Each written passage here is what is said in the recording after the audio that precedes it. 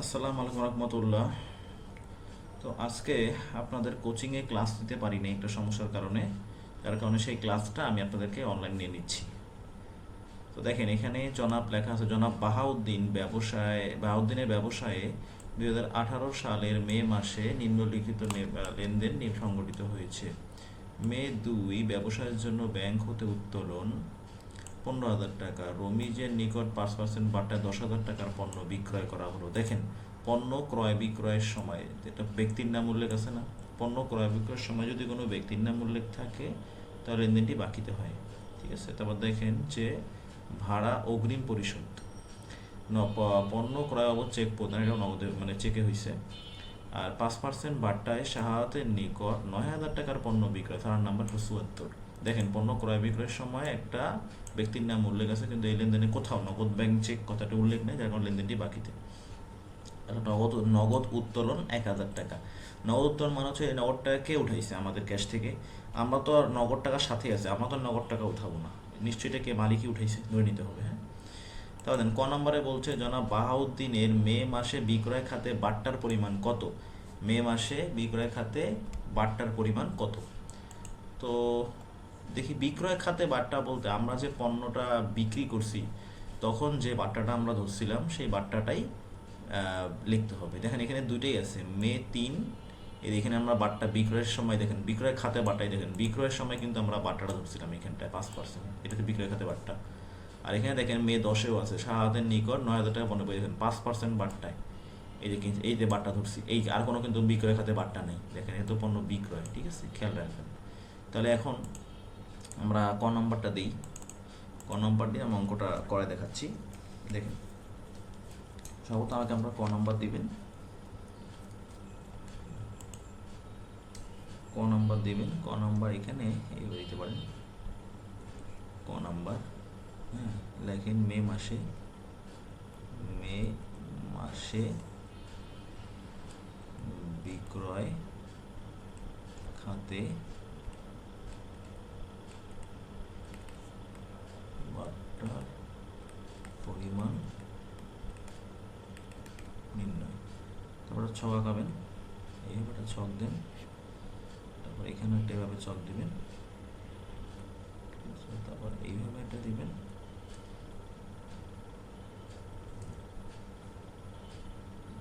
এইভাবে একটা দেন, বিবরণ টাকা টাকা দেবেন এক কথায়। নর্মাল ছক, ছোটোখাটো কোনো বিষয় নির্ণয় করতে গেলে বিবরণ টাকার ছক দিয়ে করতে পারবেন। দেবেন তারিখ, দেবেন বিবরণ, দেবেন টাকা টাকা টাকা টাকা, সাল দেবেন 2018 দেওয়া আছে, 18 কয় তারিখেরটা যেন, দেন কয় তারিখেরটা বিক্রয় করছেন, এই 3 তারিখ, এই লাইনটা, এই লাইনটা। রমিজের নিকট 5% বাট্টায়, হ্যাঁ এই যে বাট্টা 10,000 টাকার পণ্য বিক্রয় করছেন, তাহলে 10,000 টাকার 5% নিশ্চয়ই আপনি বাট্টা দিচ্ছেন। 10,000 টাকার কি, এই 10,000 টাকারই আপনি 5% কি দিচ্ছেন, বাট্টা দিচ্ছেন, মার্ক করে দেখা দিলাম। হ্যাঁ, তাহলে আমরা লিখি, এখানে আমরা লিখতে পারি যে তারিখটা দেন, তারিখটা আছে হচ্ছে 3 তারিখ, মে 3, তাহলে মে দিয়ে দেন 3, মে 3, মে 3। এইটাকে আপনি বিক্রয় বাট্টা লিখতে পারেন, বিক্রয় বাট্টা, যেহেতু বিক্রয় খাতে বাট্টা বলতে আপনি বিক্রয় বাট্টা 10,000 টাকার কত পার্সেন্ট বলছিল, 5%, 10,000 টাকার 5% দেন, 10,000 টাকার 5%। ওকে, 10,000 5% হচ্ছে 500 টাকা, এই বরাবর আপনি লিখবেন হচ্ছে 500। তারপর দেখেন কি আছে, যে এই যে মে 10 তারিখে বিক্রয় খাতে বাট্টা আছে, এই যে এটা। ওকে, এই যে আমি মার্ক করে দেখাচ্ছি, এই যে দেখেন এইটা, এই যে।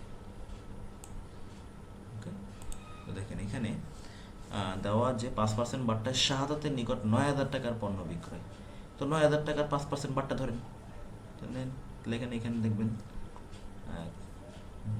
লিখে দিচ্ছি আমি, এখানে লিখবেন মে 10,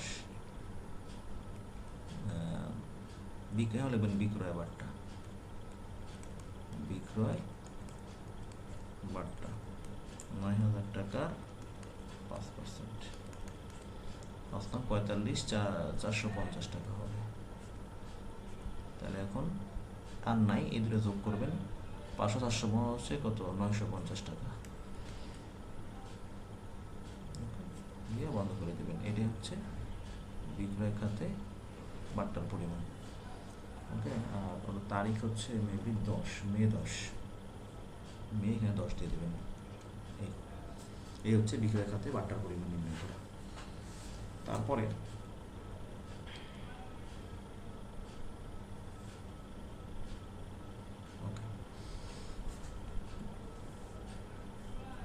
আমাদের খ নাম্বারে কি বলছে দেখেন, খ নাম্বারে বলছে উপযুক্ত লেনদেনের ভিত্তিতে, উপযুক্ত লেনদেনের ভিত্তিতে বিক্রয় জাবেদা, বিক্রয় জাবেদা প্রস্তুত করতে বলছে। বিক্রয় জাবেদা সবাই একটা নোট লিখে নেবেন, এটা আমি লিখলাম না এখানে, আপনারা লিখে নেবেন যে বিক্রয় জাবেদা শুধুমাত্র বাকিতে পণ্য বিক্রয় করাগুলাই আসবে, অন্য কোনো লেনদেন বাকিতে কিনলেও আসবে না। শুধুমাত্র পণ্য কিনলে, পণ্য মানে দোকানের যে প্রোডাক্টগুলো আছে সেগুলো কিনলেই শুধুমাত্র কী হবে, ওগুলোই অন্তর্ভুক্ত হবে, বাকিগুলো হবে না।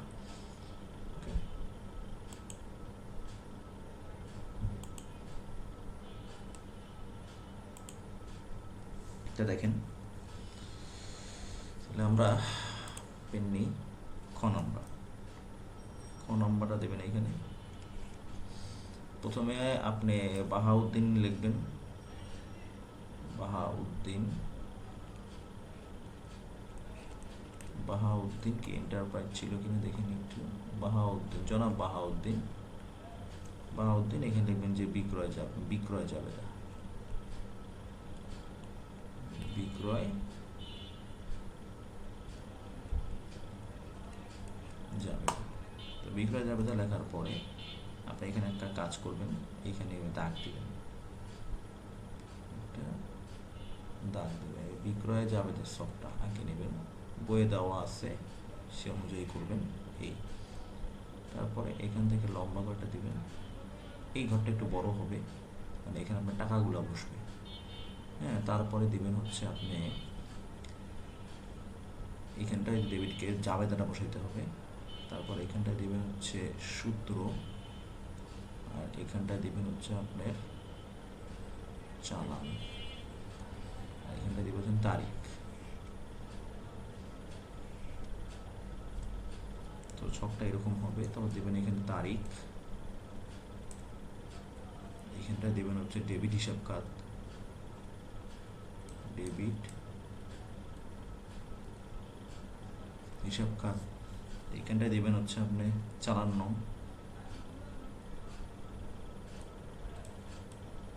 চালান নং দেবেন সূত্র, এখানটায় দেবেন হচ্ছে আপনি বাকিতে বিক্রয়ের জাবেদাটা। বাকিতে বিক্রয়ের জাবেদাটা কি বলেন তো, বাকিতে বিক্রয়ের জাবেদাটা কি, দেনাদার হিসাব ডেবিট, দেনাদার হিসাব ডেবিট, আর হচ্ছে বিক্রয় হিসাব ক্রেডিট।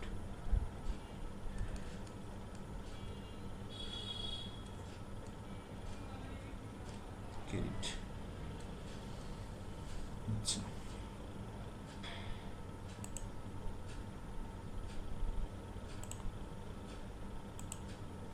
তারপর দেখেন এখানটা আপনাকে সাল দিবেন 2018, যেটা সাল থাকবে সেটাই দিবেন 2018। দেখেন আমি বলছিলাম যে বিক্রয় জাবেদা শুধুমাত্র বাকিতে পণ্য বিক্রয়গুলো আসে, সেটা কোথায় দেখেন, এখানে এই একমাত্র 3 তারিখে যে লেনদেনটা আছে, এই 3 তারিখে যে লেনদেনটা আছে, যে এইটা একমাত্র এটাই হচ্ছে বাকিতে পণ্য বিক্রয়। দেখেন পণ্য ক্রয় বিক্রয়ের সময় একটা রমিজ নামে ব্যক্তির নাম উল্লেখ আছে, আর কোনো কোথাও নগদ ব্যাংক চেক নামে উল্লেখ নাই, তাই লেনদেনটা হচ্ছে বাকিতে। তো আমরা এখানে করি অঙ্কটা, তো তার আমি একটু কাজ আছে, আমি একটু পাস করে নিচ্ছি, ফোন আসছে। তারপর দেখেন যে মে 3 তারিখেরটা বাকিতে ছিল, কার কাছ থেকে বাকিতে কিনছেন, মে 3 তারিখেরটা, হ্যাঁ, বাকিতে কিনছেন কার কাছ থেকে তার নামটা লিখবেন। বাকিতে কিনছিলেন আপনার রমিজের নিকট থেকে, দেখেন রমিজের নিকট থেকে, তা রমিজ লিখবেন এখানটা, এখানে লিখবেন হচ্ছে রমিজ, এই জায়গাটা দেখবেন রমিজ, রমিজ। এখন টাকাটা চালান নাম্বার কি কোনো দিয়েছে এখানে? হ্যাঁ, চালান নাম্বার দিছে, এই যে এইটা, এই যে এটা চালান নাম্বার 173, 173। তো চালান নাম্বারে আপনি 173টা বসাই দেন, 173, সূত্রের মধ্যে টিক, যে লেনদেনটা হয়ে গেছে তাই টিক। এখন এইখানে যে আমরা টাকাটা বসাবো, এই টাকাটা বের করতে হবে, নোট করতে হবে, একটা নোটটা করেন। দেখেন এইখানে আমরা লিখি, এই যে এখানটা থেকে রমিজের নিকট বিক্রয়, রমিজের নিকট বিক্রয়। তো রমিজের নিকট বিক্রি করছি কিভাবে দেখেন, রমিজের নিকট বিক্রয়, তাহলে লিখবেন যে মোট বিক্রয়, মোট বিক্রয়। এখানে দেওয়া গেছে 10,000 টাকা, তো 10,000 টাকা, হ্যাঁ, গুণন কত পার্সেন্ট ছিল? 5%। তাহলে কয় টাকা হবে? সরি এটা না, তো আমরা 10,000 টাকা, আচ্ছা আচ্ছা 10,000 টাকা তো বের করাই ছিল, এটা আমরা বের করে দিচ্ছিলাম, 1 মিনিট, তো 8টার সময় দেখাতে হবে। মোট বিক্রয় এখানে আর একটা করে মানে বের করতে হবে না, কারণ এখানে তো দর দেওয়া নেই যে এত টাকা দরে এত তাই আপনি গুণ দেবেন, সেটা না, না 1 টাকাটা দেওয়া আছে। তাহলে মোট বিক্রয় কয় টাকা? 10,000 টাকায় দেওয়া ছিল, 10,000 টাকা। এখান থেকে মাইনাস করবেন কার বাড়ি বারটা, কার বাড়ি বারটা, এই 10,000 টাকারই 5% করবেন, তাহলে আসবে 10,000 টাকা 5% কত হবে? এটা 10,000 টাকা, 500 টাকা। তো এখানে 10,000 টাকা থেকে 500 টাকা মাইনাস করে 9,500 টাকা, 9,500 টাকা। তো এইটা হচ্ছে রমিজেরটা, রমিজের 9,500 টাকা, এটা উপরে আপনি বসায় দেন, এখানে বসায় দেন, রমিজের এখানে বসায় দেন 9,500 টাকা, 9,500, 9,500 টাকা। তারপর দেখেন কার কাছে বিক্রি করছেন বাকিতে, এই যে এখানে দেখেন মে 10, যে 5% বারটা শাহাদাতের নিকট 9,000 টাকার পণ্য বিক্রি। তাহলে আপনারা এইখানটা শাহাদাত লেখেন, এই জায়গাটা, হ্যাঁ, এই যে রমিজের এখানে মে 10, শাহাদাত, শাহাদাত। তো শাহাদাত লিখলাম, এখানে আপনার চালান নাম্বারটা শাহাদাতের পাশেই দেওয়া আছে, মেবি দেখি চালান নাম্বার, হ্যাঁ দেওয়া আছে, এই চালান নাম্বার 174। তো দেখি চালান নাম্বার 74, চালান নাম্বার লিখে দেন 174, আর এখানে টিক। এখন টাকাটা কী হবে, এখানে টাকাটা কী লিখবো দেখেন, এখানে লেখেন, হ্যাঁ নোট, আবার নোট দেওয়া লাগবে, শাহাদাত এর নিকট বিক্রয়, শাহাদাতের নিকট বিক্রয়, বেশ আগের মতোই, মোট বিক্রয়, মোট বিক্রয় কয় টাকা?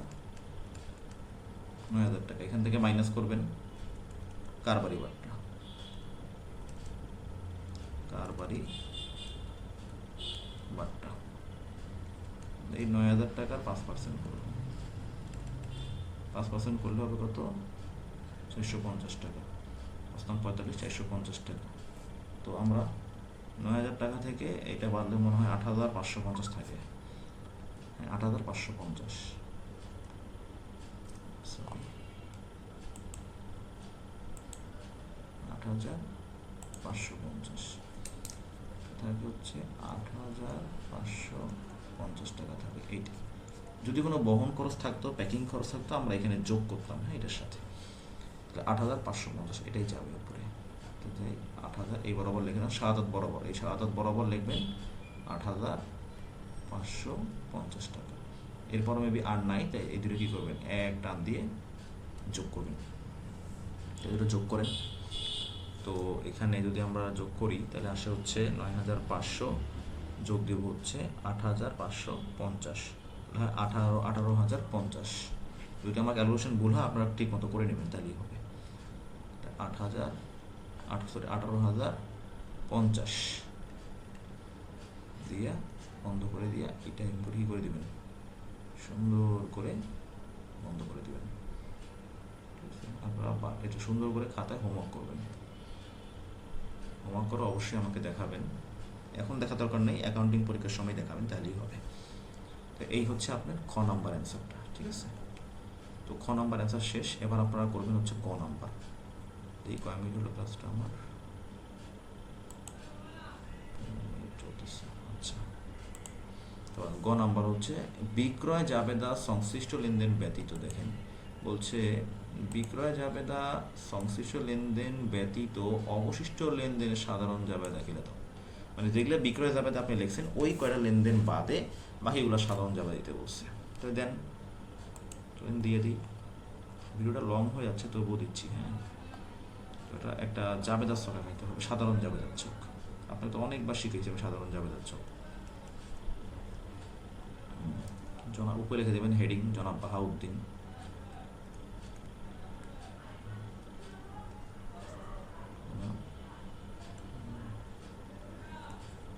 জনাব বাহাউদ্দিন সাধারণ জাবেদা।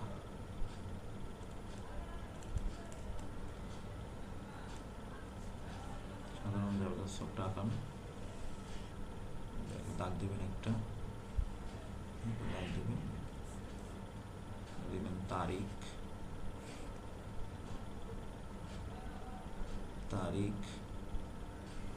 বিবরণ, বিবরণের ঘরটা একটু বড় দেবেন। বিবরণ, ডেবিট টাকা, ক্রেডিট টাকা, ঠিক আছে? ডেবিট টাকা, ক্রেডিট টাকা। কত খারাপ হইলো, বেশিটা ভালো হলো না, ফ্রি হ্যান্ডে করতেছি তো।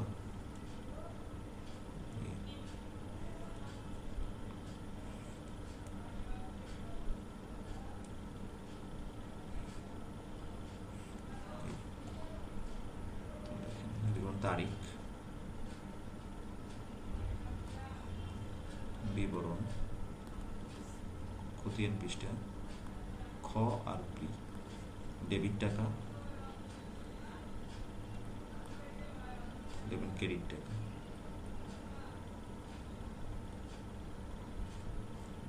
এই এখন আপনারা দেখেন কয় তারিখ দেওয়া আছে।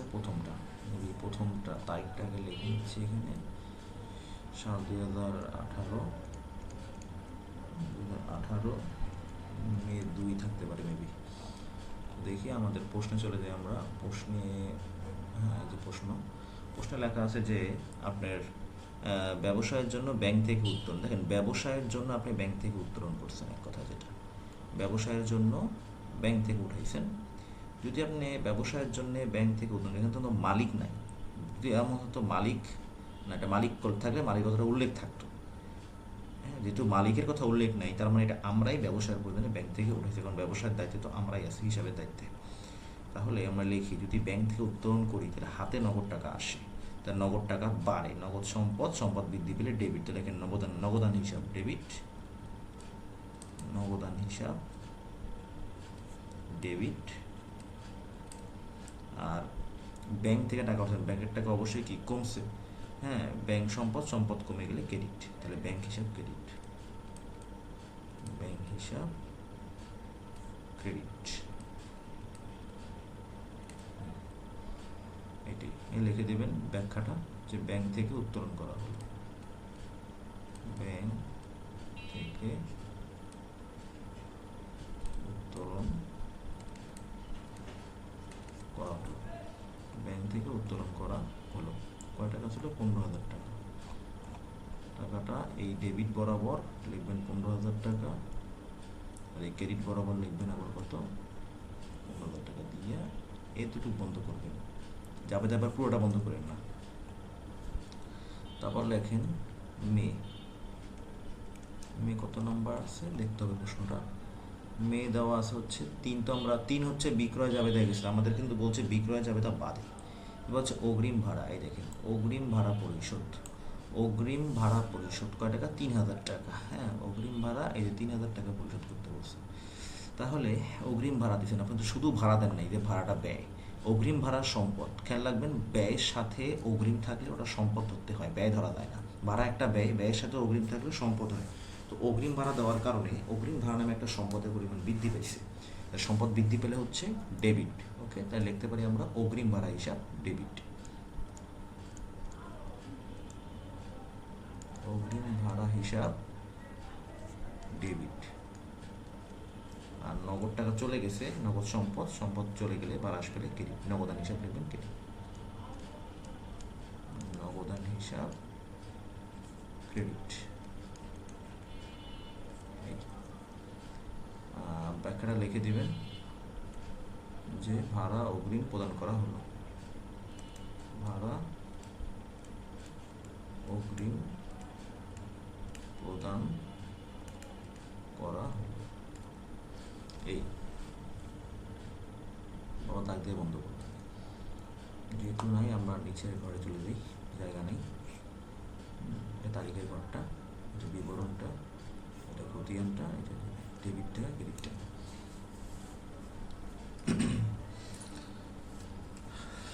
তারপরে দেখেন এটা গেল, তারপর হচ্ছে আপনার 5 গেছে 8।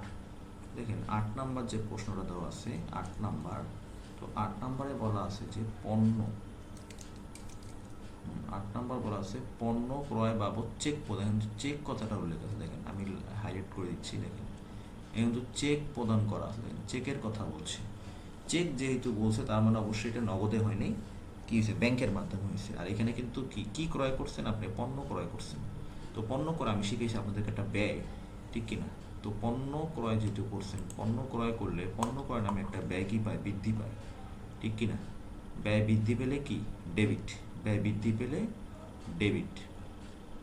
এখানে ব্যয়ের নাম আপনি কি দিবেন, ব্যয়ের নাম দেবেন হচ্ছে পণ্য ক্রয়, কিন্তু পণ্য কথাটা কিন্তু আমাদের হিসাব নিয়ে লেখা হয় না, শুধু ক্রয় লিখতে হয়। তাহলে ক্রয় হিসাব লিখবেন ডেবিট, ক্রয় হিসাব লিখবেন ডেবিট। আর যেহেতু চেক দিছেন তার মানে পণ্যের টাকাটা আপনি ব্যাংক থেকে দিছেন, তাহলে ব্যাংকের টাকা কি অবশ্যই কমছে, ব্যাংক সম্পদ, সম্পদ কমে গেলে ক্রেডিট। ব্যাংক হিসাব ক্রেডিট,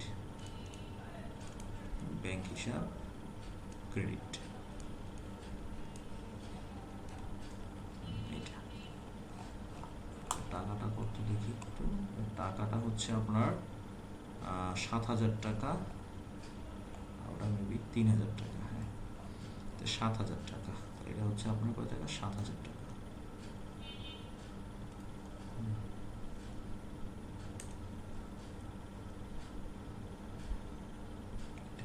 এটা 3,000 টাকা লেখা হয়নি, এটা হচ্ছে কত, 7,000 টাকা। 70 লিখে বলবেন 7,000।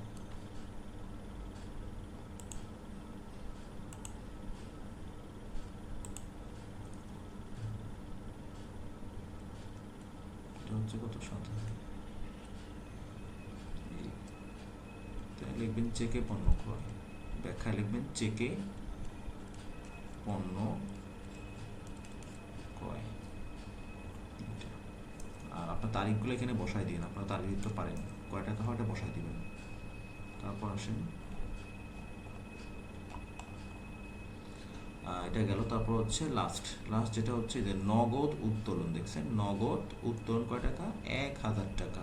আচ্ছা নগদ উত্তোলন, দেখেন আমরা তো ক্যাশে বসে আছি, মানে ওই হিসাবের দায়িত্ব আমাদের। তাহলে আমাদের টাকা তো আর আমরা উত্তোলন করবো না, আমার টাকা আমরা এমনি ব্যবহার করতে পারি। তাহলে এই উত্তোলনটা কে করছে, নিশ্চয়ই আমাদের ক্যাশে কে হাত দিছে, মালিকই হাত দিছে। তাহলে এই নগদ টাকা কিন্তু মালিকই উঠাইছে, কারণ দেখেন আমাদের টাকা তো আমরা উত্তোলন করবো, আমাদের টাকা তো আমাদের সামনেই আছে। এটা উঠাইছে কি ব্যবসা থেকে, এটা অবশ্যই মালিক উত্তোলন করছে, বলা নাই কিন্তু এটা বুঝতে হবে এটা মালিক উত্তোলন করছে। যেহেতু মালিক উত্তোলন করছে, আমরা জানি উত্তোলন করলে মালিকানা সত্ত্ব কি পায়, হ্রাস পায়। সবসময় বলছিলাম উত্তোলন করলে, মালিক উত্তোলন করলে মালিকানা সত্ত্ব কি পায়, হ্রাস পায়। কারণ মালিক টাকাটা উঠায় নিয়ে চলে গেলে মালিকের অধিকার কিন্তু ব্যবসা থেকে কমে যায়, কারণ সে তো টাকা উঠাই নিয়ে গেছে, তো অধিকার খাটাবে কোথায়, তাই না। তাহলে উত্তোলন করলে মালিকানা সত্ত্ব হ্রাস পায়। সূত্র কি, মালিকানা সত্ত্ব হ্রাস পেলে কিন্তু ডেবিট শিখেছিলাম। এখানে মালিকানা সত্ত্বের নাম হচ্ছে উত্তোলন হিসাব হবে ডেবিট। তাহলে উত্তোলন হিসাব ডেবিট। আর মালিকের নগদ টাকা উঠেছে, নগদান সম্পদ, সম্পদ চলে গেছে, সম্পদ চলে গেলে বা হ্রাস পেলে হচ্ছে ক্রেডিট। তাহলে নগদান হিসাব ক্রেডিট, হিসাব ক্রেডিট। কয় টাকা নিয়ে গেছে দেখতে হবে, ওই নিয়ে গেছে হচ্ছে 1,000 টাকা। ঠিক আছে, 1000 টাকা উত্তোলন করছে, তাহলে লিখে দিলাম 1000 টাকা। তাহলে এই বরাবর হচ্ছে কত, 1000 টাকা, এটা হচ্ছে কত, 1000 টাকা। এই এই হচ্ছে যাওয়া, তারপর দিয়ে এরকম করে বন্ধ করে দেবেন আর ব্যাখ্যাটা দিয়ে দেন। ব্যাখ্যাটা হচ্ছে এখানে মালিক কর্তৃক নগদ টাকা উত্তোলন। একটা জিনিস খেয়াল রাখবেন যে মালিক উত্তোলন করলেই কিন্তু মালিকানা সত্ত্ব সবসময় কি হ্রাস পায়। মালিক উত্তোলন করলেই মালিকানা সত্ত্ব কি পায়, হ্রাস পায়। সূত্র হচ্ছে মালিকানা সত্ত্ব হ্রাস পেলে হচ্ছে ডেবিট, তাই উত্তোলন হিসেবটা হচ্ছে ডেবিট। খেয়ালটা একটা জিনিস মনে রাখবেন, যদি মালিক কখনো উত্তোলন করে আপনি চোখ বন্ধ করে উত্তোলনকে ডেবিট করে দেবেন। এখানে যদি আপনি রুলস ভুলেও যান, অনেক সময় মালিকের সত্ত্ব রুলসটা মনে থাকে না, তাও যদি মনে করেন মালিক উত্তোলন করলে উত্তোলন ডেবিট, এমন না যে আমরা উত্তোলন করছি সেটা ডেবিট না, মালিক উত্তোলন করলেই উত্তোলনকে ডেবিট লিখবেন। ওকে, তো যাই হোক, আপনাদের এই হচ্ছে আজকের ক্লাসটা। আপনারা বাসায় এটা অবশ্যই পরীক্ষা শেষ হইলে প্র্যাকটিস করবেন। হ্যাঁ, তো আশা করি এই ভিডিওটা আপনাদের একটু কাজে লাগবে, যেহেতু আজকে পড়াই নেই, আজকের পড়াটা এই জন্য অনলাইনে নিয়ে নিচ্ছি।